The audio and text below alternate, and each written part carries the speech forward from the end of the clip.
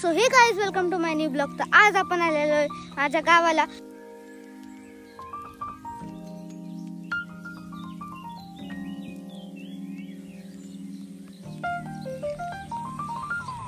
Hey guys, आता आपण आलेलो आहे मंदिरात गावातल्या।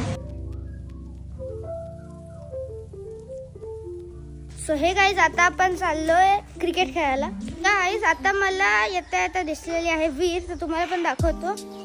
बघा, हे कागद टाकायचं असतं। तर ही आमची विहीर आहे गावातली। तर गाइस, आता आर्यन आहे आमचा, तो पेरू काढतोय। तर गाइस, आता मी आलेलो आहे आमच्या मागच्या दारेला।